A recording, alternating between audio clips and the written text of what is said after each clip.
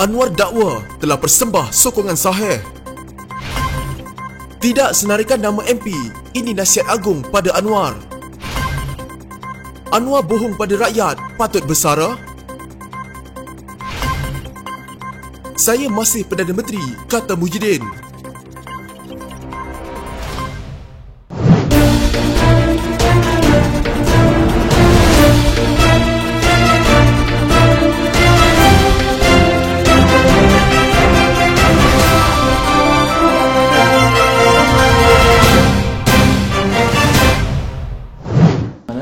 Dokumen sahih itu saya berikan secara kepada Jantatan Agung.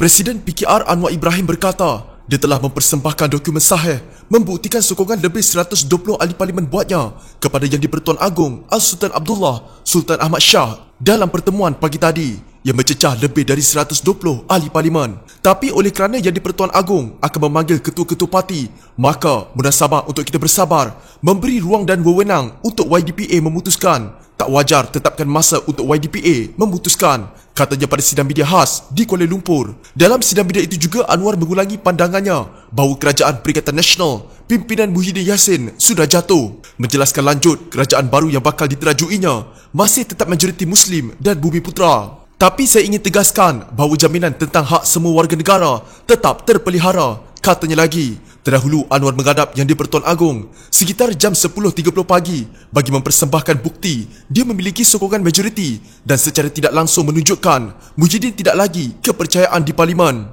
Anwar berkata dia diberitahu Agong dijangka akan memanggil ketua-ketua parti lain bagi membuat pengesahan dalam masa terdekat nanti. Ditanya tentang dokumen yang dipersembahkannya, Anwar berkata ia membabitkan akun bersumpah atau SD dan pengesahan ketua parti. Dokumen sahih saya beri secara ada bentuk akun bersumpah dan pengesahan dokumen ketua parti, katanya. Katanya apa yang berlaku hari ini bukanlah soal kemenangan sesiapa, sebaliknya untuk menegakkan sebuah negara yang adil dalam menangani wabak COVID-19.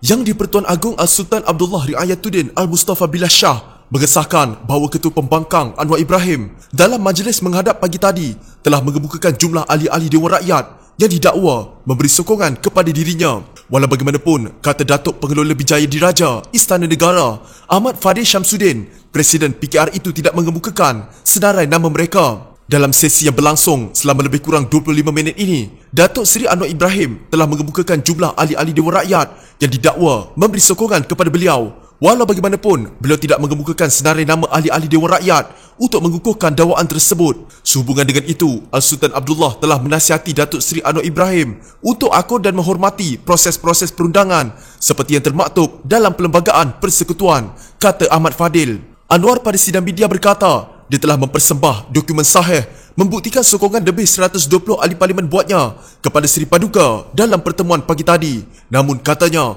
memandangkan Yang di-Pertuan Agong akan memanggil ketua-ketua parti politik, maka munasabah untuk kita bersabar, memberi ruang dan wewenang untuk baginda memutuskan.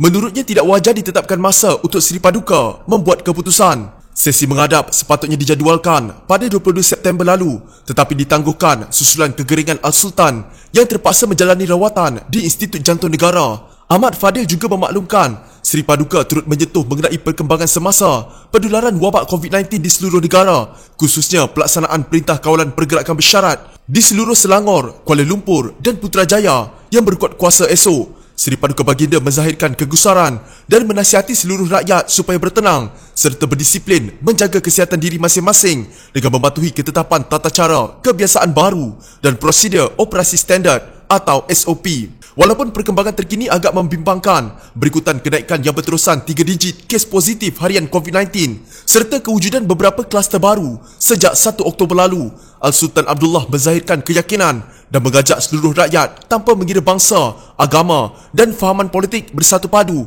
dan bersatu hati memerangi penularan COVID-19 demi keselamatan bersama serta kesejahteraan negara. Kata Ahmad Fadil, lanjutan kepada pelaksanaan PKPB dan atas titah perkenan Al-Sultan Abdullah, Istana Negara telah melaksanakan sekatan pergerakan separa atau semi-lockdown yang telah berkuat kuasa sehingga tarikh yang akan diumumkan kelak. Menurutnya, Seri Paduka amat prihatin dan menitik beratkan penjagaan dan tahap kesihatan diri para pegawai serta kaki tangan Istana Negara, dan pelaksanaan ini adalah untuk menjaminkan keselamatan dan kesejahteraan warga Istana Negara. Al-Sultan Abdullah turut mengajak seluruh rakyat untuk bersama Seri Paduka Baginda berdoa semoga Malaysia terus dilindungi dan dirahmati dan ancaman penularan COVID-19 dapat dibendung dengan berkesan dan diakhiri dengan segera, katanya. Ketua Penerangan Bersatu Wan Saiful Wanjan berkata, Presiden PKR Anwar Ibrahim telah membohongi rakyat apabila mendakwa mempunyai sokongan yang cukup untuk membentuk kerajaan baru. Tetapi Istana Negara jelas menunjukkan perkara tersebut tidak berlaku. Wan Saiful turut meminta Anwar supaya bersara dan membenarkan individu lain memimpin blok pembangkang berbanding ahli Parlimen Port Dickson yang dilihat cuba menggugat kestabilan kerajaan dengan penipuan yang sama. Apa yang difikirkan hanyalah cita-cita peribadi sahaja tanpa memikirkan kesan ketidakstabilan politik kepada ekonomi negara dan kebajikan rakyat. Ia juga melambangkan betapa Anwar semakin lama semakin terpisah daripada denyut nadi rakyat yang mahukan kestabilan, katanya pada satu kenyataan. Kenyataan tersebut hadir selepas Anwar mendakwa bahawa dia telah mempersembahkan dokumen sahih membuktikan sokongan lebih 120 ahli parlimen buatnya kepada Yang di-Pertuan Agong Al-Sultan Abdullah Sultan Ahmad Shah dalam pertemuan pagi tadi. Gambaran yang diberi oleh Datuk Seri Anwar seolah-olah beliau mempersembahkan senarai yang lengkap. Tetapi kenyataan Istana Negara jelas menunjukkan itu tidak berlaku.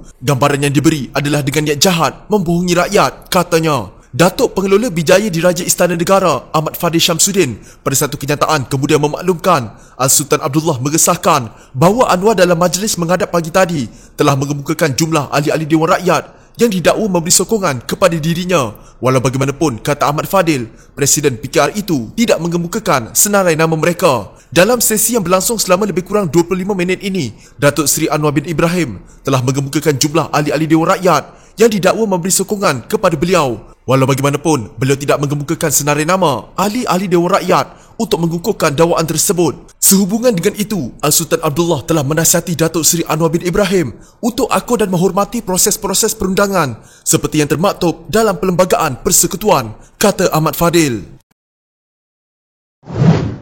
Saya masih berada di sini sebagai Perdana Menteri.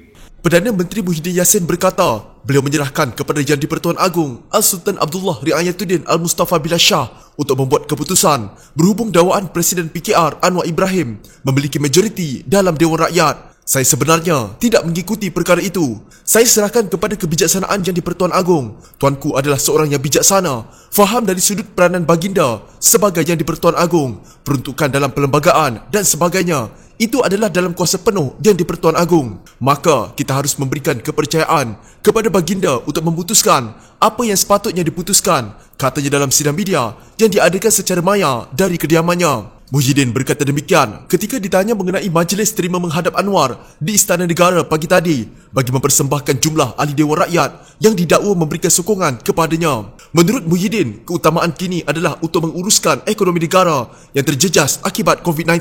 Saya masih berada di sini sebagai Perdana Menteri.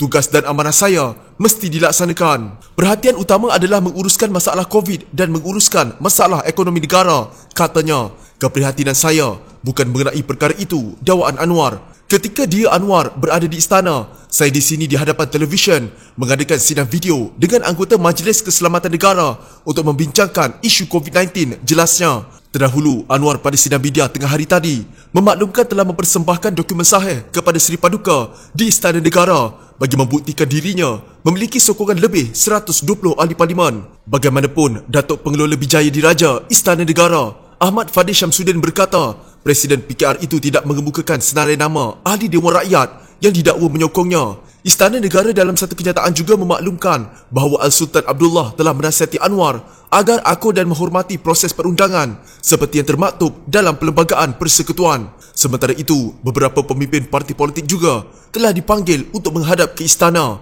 Mendahului senarai itu ialah anggota Parlimen Gua Musang, Tengku Razali Hamzah yang telah menghadap Al-Sultan Abdullah pada jam 2 petang tadi.